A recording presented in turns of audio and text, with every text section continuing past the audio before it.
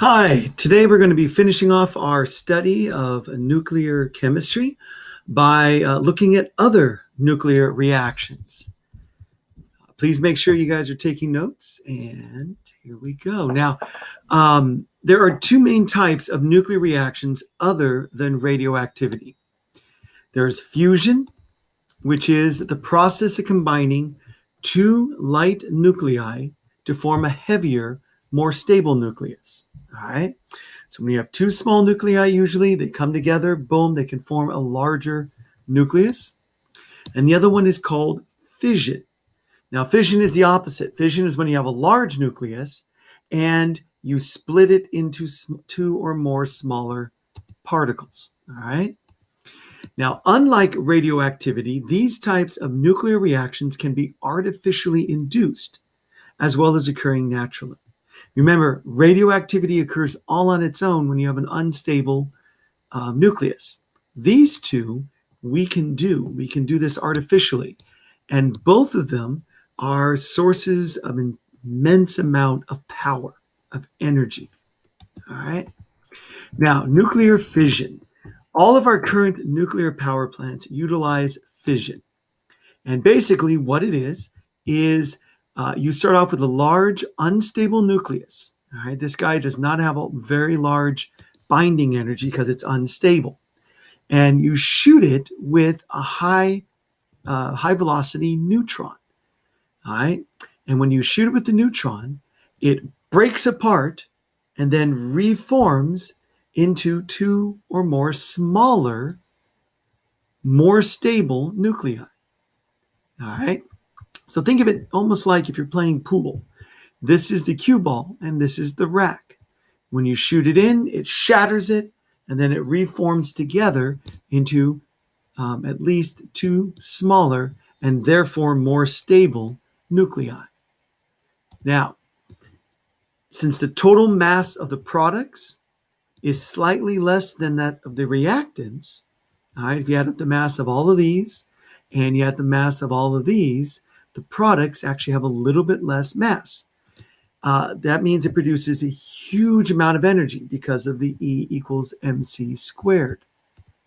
Now, it releases for every 1 mole of uranium, for example, 235, it releases 2.1 times 10 to the 13th joules. This is about 1 million times more than a normal chemical reaction could release for the same amount of fuel. Now, so this does produce a huge amount of energy. That's the upside. The downside, if you notice, is that, first of all, the products themselves, while being more stable, they have too many neutrons compared to protons and are therefore unstable, radioactive, and they tend to undergo beta decay. All right, so that they are themselves dangerous. All right, and if you notice, the product of nuclear fission is also the production of 3 neutrons. See, if you see here, it produces 3 neutrons as a byproduct. Now, each one of those 3 neutrons can shoot out and hit another uranium. And what this causes is known as a chain reaction. Since each neutron is needed to start the reaction, this sets up a chain reaction. This is a self-sustaining fission process caused by the production of neutrons that proceed to split other nuclei. So if this is the original one, it goes off and hits 2 more, and then each of those do 2 more, so forth and so on. And you can see that it quickly balloons out or grows in total amount of energy. Now, in order for it to continue, if you have enough of the actual fuel, the original uranium, it needs a certain amount of it in order for this continuation or chain reaction to occur. And that's known as the critical mass. So it's the mass of fissionable material required to produce a chain reaction. Now, let's go on back. Let's put it this way, this is the type of reaction that was used in the first atomic bombs, like those dropped at the end of World War II on Hiroshima and Japanese cities of Hiroshima and Nagasaki. And basically what those were uncontrolled chain reactions, fission chain reactions. And because they didn't want to have them controlled, they engineered them to kind of balloon out in energy very, very rapidly. And it was basically an uncontrolled chain reaction. And it created huge amounts of energy in a short period of time and killed tens of thousands of people instantaneously. All right, quite horrific. However, most of the time, we don't want, right? We do not want an uncontrolled chain reaction. We would like to be able to harness this reaction in order to produce a nice, steady, even amount of energy over a long period of time. So if you have a nuclear power plant, either a large electrical nuclear power plant like we used to have up in San Onofre near Los Angeles, or the type of nuclear power plants that are found on the large aircraft carriers like out in the harbor, then you have to be able to control them. Now, here's a basic schematic of a typical nuclear reactor, all right? And basically what you have here is that a way of safely controlling a nuclear reaction, all right? You see, a nuclear reactor doesn't want an uncontrolled chain reaction, all right? Therefore, they use several things in order to control the reaction. First, they use moderators to slow down the neutrons. Real fast, the moderator is what we call water, right? By cooling off the neutrons, all right, you cause them to slow down. Remember, temperature, higher the temperature, the faster particles move. Well, if you slow them down, you can slow them down by reducing the temperature of them. Therefore, not as many of them have enough energy to cause a nuclear reaction, to split that nucleus. And therefore, we use water, right, in order to slow it down. And we're constantly pumping water through the core. This would be the core, the actual fuel for it, the fissionable material. And we use pumps in order to spread water through it. Now, in order to get rid of the heat from that yellowish water, it's not really yellow, but in this diagram it is, they have a separate system to go by. And it pumps water past this water in pipes in order to cool it off. That causes this to steam up, and this high pressure steam then goes through and turns a steam turbine. And this is how we get the electricity. All right, it goes through kind of like a fan, it pushes past it, causing it to spin and turn, which then turns a generator, which creates the electricity. Now, if this is a nuclear power plant on a large aircraft carrier, that steam turbine instead turns the propellers and causes the ship to move. Now, once you have the steam, we have to then cool off this high pressure steam, put it back into water so that we can start this process over again. And that's why they actually use water from the outside, either from the ocean, from a large river. It gets pumped in at a cooler temperature. It collects that heat energy and gets pumped out at a higher temperature. Now, if you notice, at no point does the water coming out ever come anywhere near the radioactive reactor. Right? The only water that is radioactive is self-contained. So all this yellow line is where the radioactivity is. The purple line is not radioactive, nor is the blue line, okay? But it's a series of heat pumps in order to get rid of the heat, all right? So that is one step. They use moderators to slow down the neutrons. The other process is they use control rods to catch neutrons. Now, control rod, all right, if you can imagine, this is a large cubic block of this metal uranium, which is a primary fuel for it. Now, if you can imagine this giant block, which is sometimes 10 feet cube, right, the size of a small bedroom, and this huge block has bored into it these holes. And they can drop into these holes large, what are known as control rods. All right, imagine basically control rods tend to be large graphite cylinders, like giant pencil leads, okay? Giant pencil leads that might be 10 feet long and maybe, about this thick wide, all right? And when they drop them in, graphite is kind of like flypaper for neutrons. Neutrons go and they stick into the graphite. And by sticking into the graphite, they take them out of the equation, thus reducing how many chain reactions we have. All right. If you take away some of these neutrons, instead of having it keep on growing, if you take away, let's say, half or 2/3 in the neutrons, hey, look, it only does one, the next to the next, and so forth, which gives you a nice steady stream of electricity. All right. Those are the two ways of controlling it. Moderators to slow it down, and then control rods to catch excess neutrons. And by adjusting like how many control rods you have in there or how fast the water is pumping through, you can adjust the reaction rates in order to control the reaction. If you have an uncontrolled nuclear reaction in a reactor, it can actually lead to a meltdown. All right. Now, a meltdown occurs, or theoretically can occur, if this system breaks down. And there's been several nuclear power plant disasters over the years where they've had either close to a meltdown or an actual meltdown.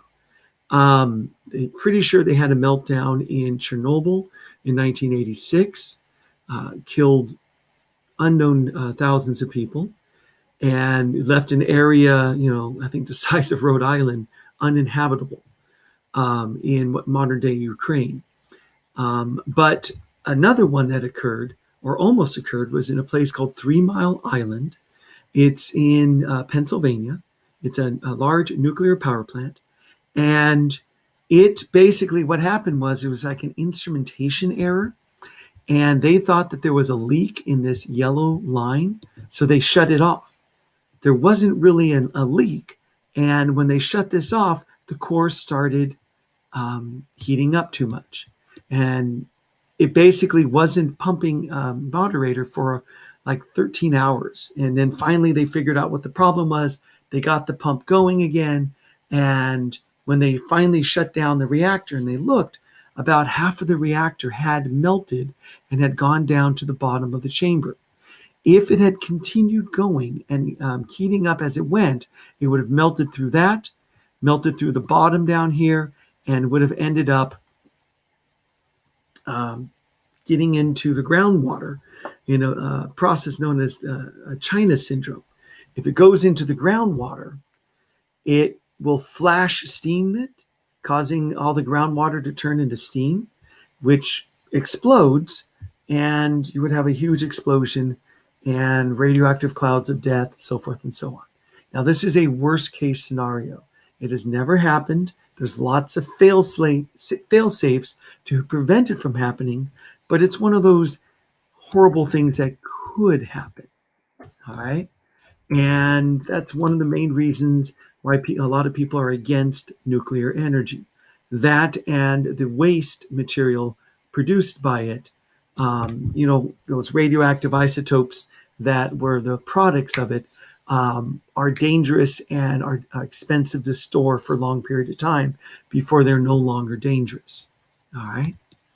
So that's fission. That's what we currently have. Now, fusion is a process, as I said, when you take smaller nuclei and you bring them together in order to make larger. Now, if you remember, it's when you form a new nucleus is when energy is released. So fusion, instead of having to put energy to split and then reform, fusion just skips the first part and all the energy goes into it to form a new nucleus, which releases huge amounts of energy. All right. So it is a process combining two light nuclei to form a heavier, more stable nucleus. Now, this new nucleus has a higher binding energy, so the process is very exothermic. Now, it gives you more energy per mole than fission. This is the process that our own sun and all stars, as far as we know, utilize in order to produce their energy. They tend to take hydrogen, and with enough energy, you cram them together, boom, to form helium. All right. Now, the problem is, all right, so this occurs naturally, but you need to have them moving very, very fast in order for them to combine together. Because protons, which is what two hydrogen nuclei are, they're both positive. And as you know, two positively charged particles will repel.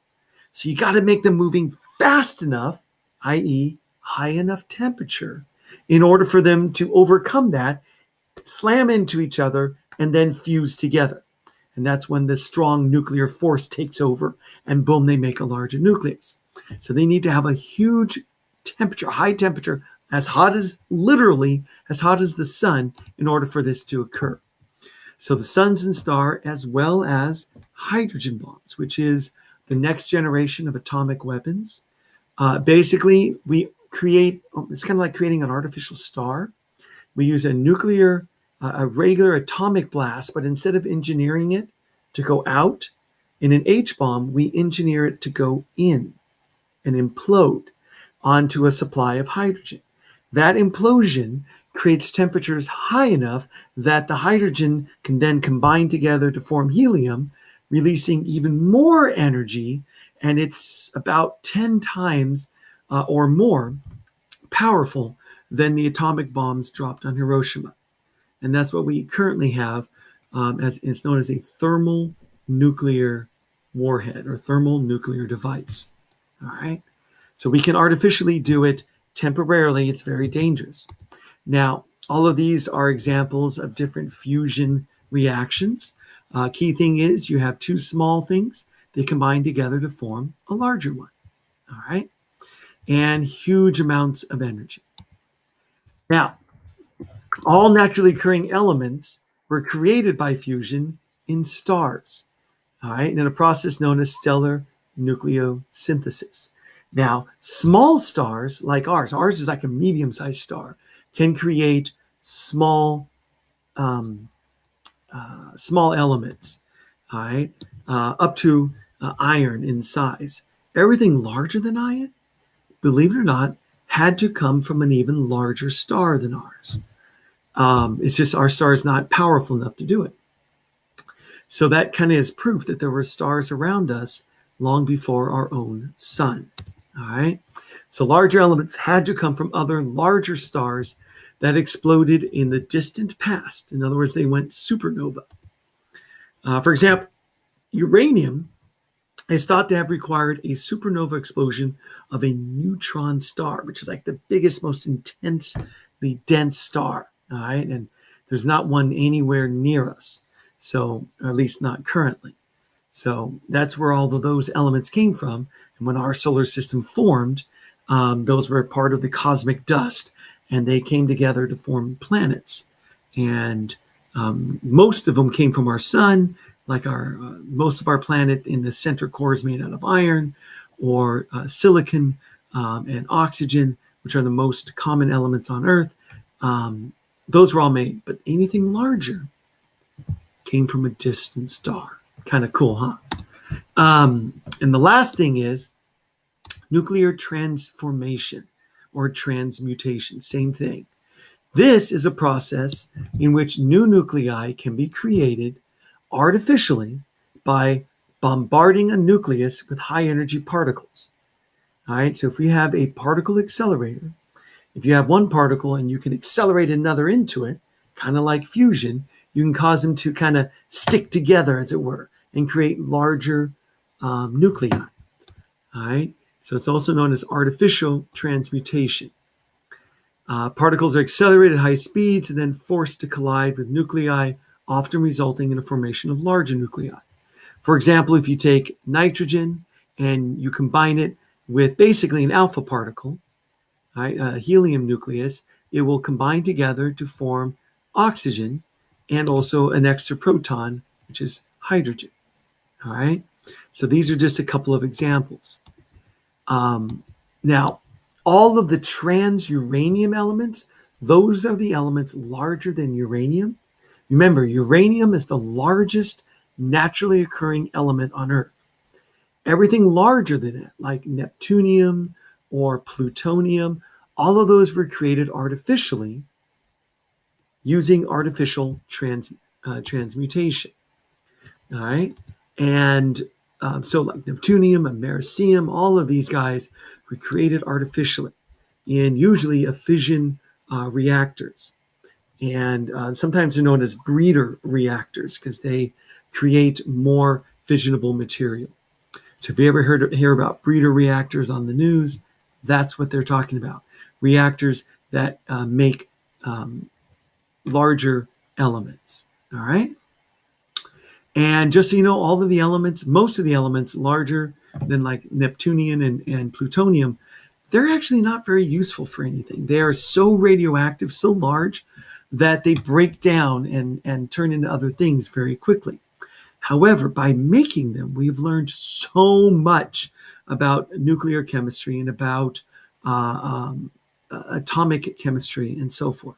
So sometimes the act of creation, even if we don't know what it's for, can be very useful for learning other things along the way. And that is that, okay? So if you have any questions, please feel free to come to tutorial. I'd love to help you out.